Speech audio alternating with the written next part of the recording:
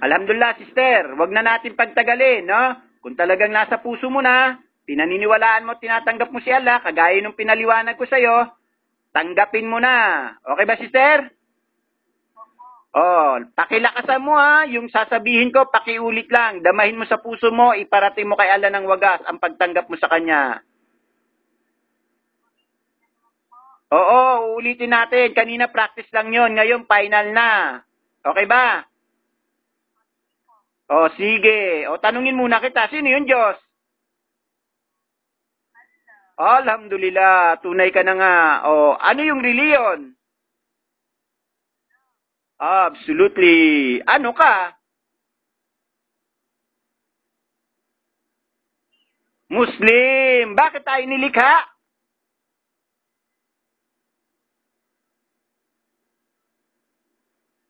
Hello, sister. Bakit tayo nilikha ni Allah? Ba't tayo nilikha ng Diyos? Ha? Ayun, sambahin. O, tumpak na, sister. O, eto na, sister, no? Manumpa ka na kay Allah, tanggapin mo na yung shahada. Yung sasabihin ko, pakiulit, kagaya ng pinractice natin kanina. Handa ka na? O, sige na, handa ka na, sister, no? Yung hintuturo mo, yung kanang daliri mo, yung hintuturo, pakituro mo na lang sa langit. O, yung sasabihin ko, pakisabi mo na, no? Damahin mo sa puso mo, iparating mo kay Allah. Eto na, sister. Ako ay sumasaksi at sumusumpa na walang ibang Diyos maliban pa kay Allah na dapat kong sambahin. Ako rin ay sumasaksi na si Muhammad ay isa lamang propeta, sugo, alipin ni Allah. Ako rin ay sumasaksi na si Jesus, anak ni Maria,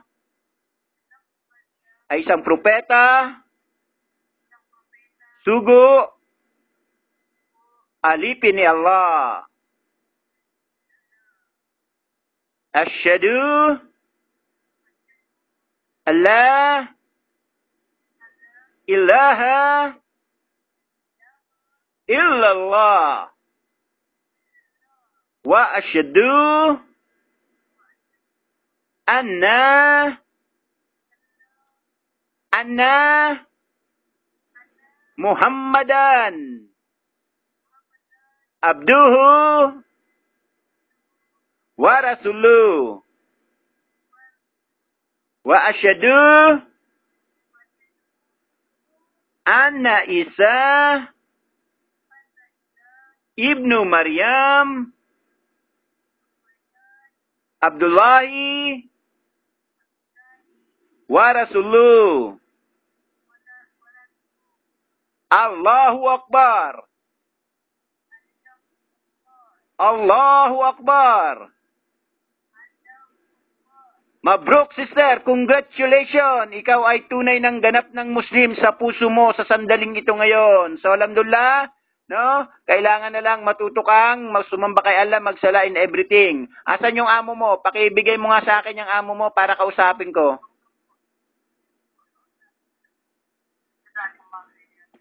Alhamdulillah. Takbir. Alhamdulillah. Syukran sa kalakir.